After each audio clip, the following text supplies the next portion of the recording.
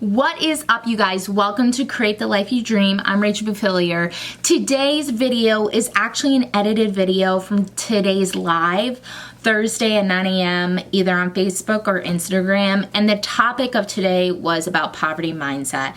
And I'm gonna go over 5 things that you could evaluate or try to reform your mind about thinking about money and finances and try to get you out of that poverty mindset, so then that way you can amplify your life and upgrade the things in your life that you want to upgrade. So if this is something that you're looking for, go ahead and keep on watching.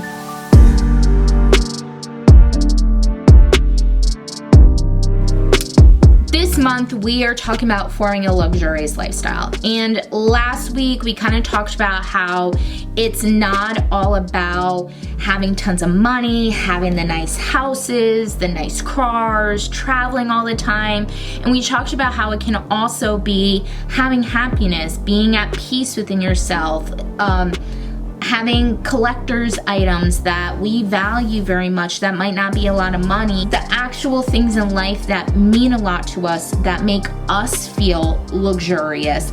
It might not be luxurious to somebody else, but it is luxurious to us. We have to take a step back before we start forming this luxurious lifestyle and taking in the tips and the advice this month. And we have to go back to any mindset blocks that we have. And one of the mindset blocks that we might have is having a poverty mindset. A poverty mindset is having some type of mental vision towards poverty. In your head, you're like, oh, I should get the cheaper version because my money is tight.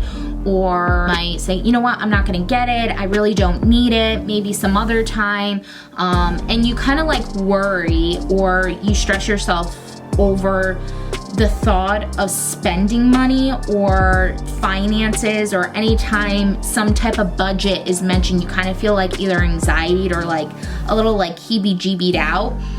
And that's what a poverty mindset is. And it's basically having your head stuck in poverty, either when you're living in poverty or when you no longer live in poverty and you grew up that way and you kind of just constantly live that way, but yet you don't need to anymore. We're gonna kind of go over 5 ways that we can understand this mindset. That way we could break down the mental blocks that we have towards it and actually kind of rewire our brains, so then that way when we upgrade things in our life or upgrade even in our house or business or whatever, it's considered as an investment in our mind. We have to understand the energies that a poverty mindset gives off. Poverty mindset give off worry, it could give off stress, it can give off fear. We could be worrying about where we're gonna get the money. We could be having fear of when the next bill is gonna come in, or even like where we're gonna get the money for the bill that came in, or even like stressing ourselves out because we don't feel secure currently in our financial budget, and we want to either upgrade our life or we need to upgrade our life and we can't because the financial budget isn't there. And it kind of like sends us in this like downward spiral cycle, bringing our ultimate energy, our aura, to a low. And that causes stress, that causes worry, and it affects our physical health, it affects our mental health, and it causes other stuff to kind of happen to us because we are lowering our energy instead of raising our energy. The first thing that we need to kind of understand is, how is our upbringing for money? How were we raised? How did our parents talk about money? How did we view money when we were growing up? And we have to not just look at even just our parents or grandparents, we have to look at the ancestors. Now, for my ancestors, I am Polish, Irish, French, Canadian, Italian. Is that it? I think that's it. So I'm different, I have different nationalities within my genes from my ancestors. And because I was raised and brought up in America, my ancestors traveled over on the boat to America and established their life here. And if we actually take in what our ancestors had to do to get to where we are now, we have those type of generational curses or generational frequencies in our DNA that is lined up to, for me, working hard to create security so then that way we feel safe. And that was because they traveled into New York or somewhere along the East Coast, because a lot of them kind of rested in the East Coast, and they worked in the factories and they probably provided for their family, got a low apartment, were able to work their way up and got their kids in school. And then that's when the American dream kind of started, where it was about school, college, career, and then have a house and kids and yada yada. But for my ancestors, that's what was grounded in the DNA of each individual that came up to this point. So when I look at my grandparents, they worked very hard, whether they were working 1 or 2 jobs, just so they could have a house to provide for their family. If I look at my parents as well, they worked in their career. They didn't have 2 jobs. They kind of just found a career to make themselves sustainable so then they could have a house that was actually inherited to them. Then they kind of settled as it is. But we live in a different society now where sometimes having a career is not tangible. Going to college financially is not tangible. Sometimes even a lot of times businesses don't even want to provide full-time hours. So for my type of generation, we're looking at working multiple jobs or finding that great opportunity that kind of gives us that leeway of having that full-time job. And if we didn't go to college, then we kind of are like in that slump of working our way up until we can get to that point. A lot of us have college debt. We might even have bills from excessive spending, or even just we're trying to build our future, so we have to invest in ourselves, which is some type of debt in a way, and we reap it later on.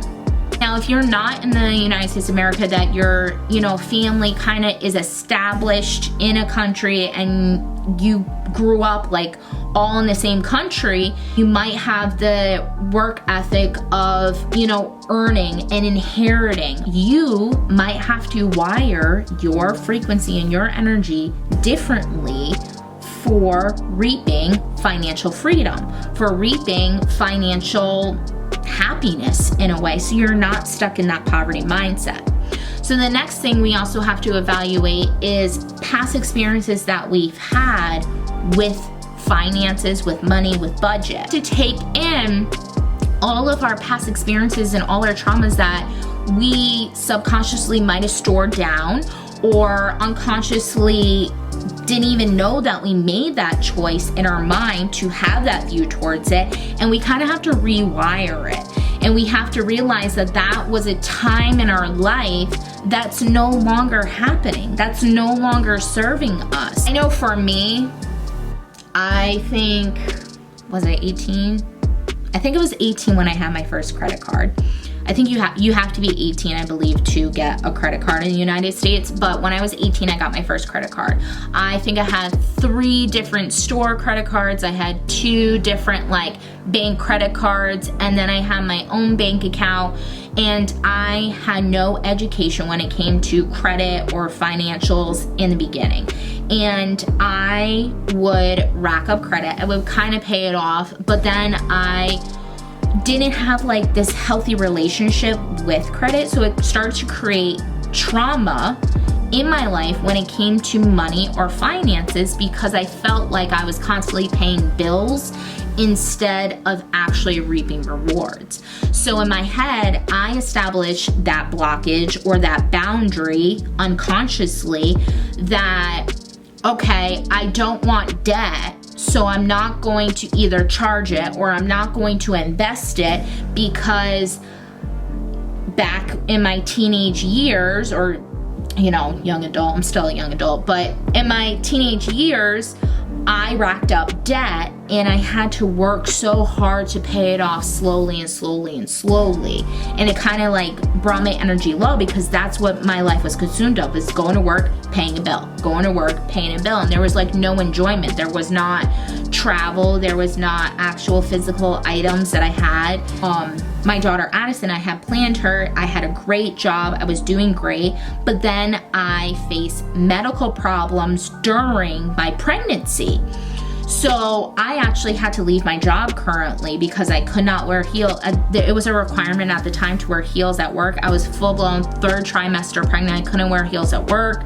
There was complications where my legs were going numb because she was growing towards my back, and I didn't have a time frame to give my work of when I was returning, and I wasn't within the postpartum time off from pregnancy. So I didn't have any information to give to my employer, and I had to actually quit my job because I didn't know what was going on with my body. I didn't know what was going on with the baby at the time, and I was more worried about that than actual finances. So I had to leave my job, and I had to rely on other people to supply my needs, let alone the child's needs, but that wasn't the original plan. And by doing that, it kind of formed that DNA again in my head, that blockage and that boundary unconsciously about finances, because I was not happy during that time, because I had to constantly go ask for help, or had to search out for assistance in state assistance, or I had to do all these extra steps just to get by. And it formed this negative view towards money and towards finances. So whenever someone mentioned about getting something, I would just be like completely shut off because I wasn't there. And I felt like I couldn't get there because I was constantly either in debt or getting services or trying to find the next way to get formula at that time. So having those type of mindsets of either when she was little or even when I was a teenager having debt is not in the same restriction now. Now I'm actually trying to build up my credit score again. Now we are trying to look for houses and invest in a house. Now we are actually having a savings to account, and I wouldn't even think that it would be at that point because I had those subconscious blockages in my mind towards money and towards finances. So number 3 is we need to find out what our relationship is with money. And we could do this by evaluating how we use money. When it comes to bills, obviously that's a necessity. We have to pay bills, electric, food, rent if you have rent, or mortgage if you have a house. How else are you using your finances? Are you using it as something to comfort you, or are you using it as something to invest in you? If it feels comfort, then it is based off of a negative energy. If it feels like an investment, then it is based off of a positive energy. If you're using it as something to comfort you, you might have a negative thought process towards money because you don't feel comfort right now, so you use money towards spending it to get comfort. That could go with going out to eat all the time. That can also be spending money on lottery tickets or even a lot of cheaper items to gain that type of comfort. If you're looking at it as an investment because it is your career, it is your path for your new lifestyle, then that is going to be a positive energy because you are investing in yourself, but you are also investing in your lifestyle journey. And you take these things, kind of amplify and upgrade your life. Now, last week we talked about how, yes, you could be happy in your current life, you could be happy with the things that you have currently, but what happens when you need to upgrade the car? Or what happens when you're going from one apartment and you're like, you know what, this apartment is not serving my purpose anymore. I need a bigger apartment, or I'm ready for a house. Those are the type of things that you invest in to upgrade your lifestyle. Now, is buying a pack of, I don't know, like say you work in business and you're like, you know what, I want to get a nice planner or a journal or this pen set or whatever it may be. Is it a comfort item or is it an investment because it is going to amplify you? I know when I worked for a preschool for, I want to say about a year, and I actually liked seeing planners and notebooks and nice pens. Was it something that I absolutely needed? No, but having those upgraded items compared to the cheaper items made me work better as a preschool teacher. And I would invest in myself because I knew by having those items, I would act the best that I could because I felt like I invested in myself. Now, when it comes to wellness, sometimes we need to invest in wellness too. You are new here. Every day I share my premium grade vitamins that I use. If you're not new here, you probably have seen it at one point or another. But I invest in my body. I purchase premium grade vitamins. I invest in myself because I want my body to feel great.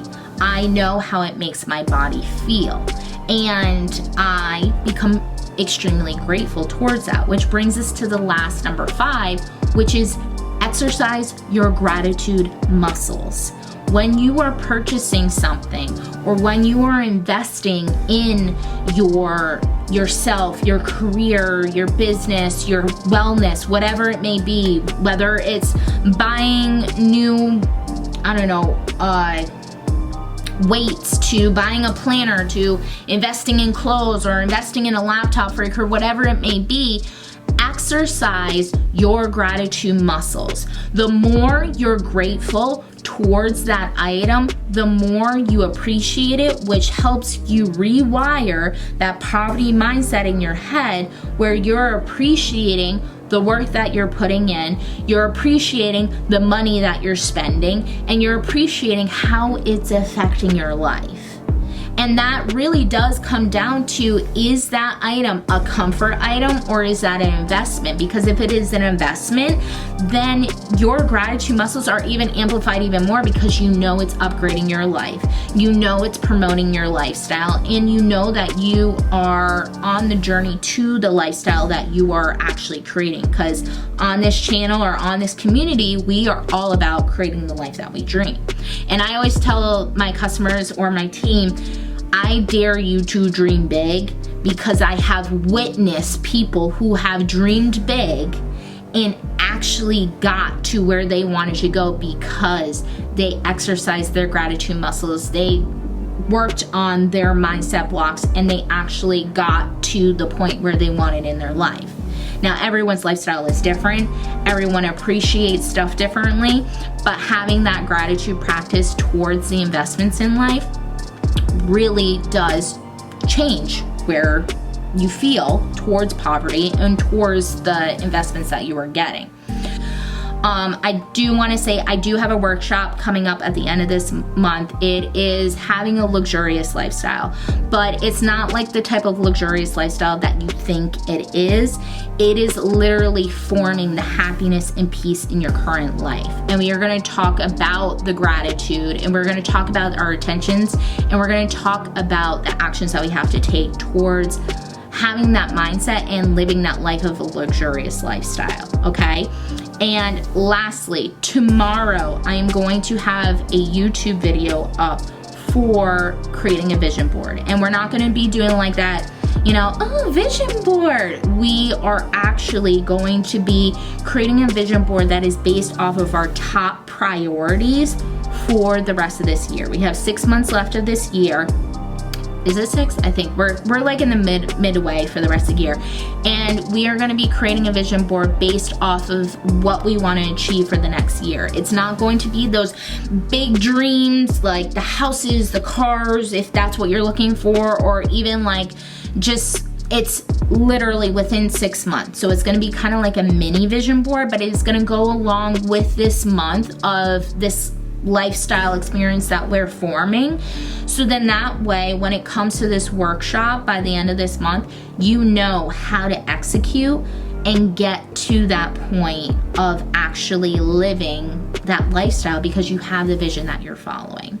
I hope this video was super informative, guys. I hope that you got as much information as you can out of this, and I can't wait to see you tomorrow for our vision board video where we are going to be creating our vision board of our top priorities for the rest of the year. Thanks for watching.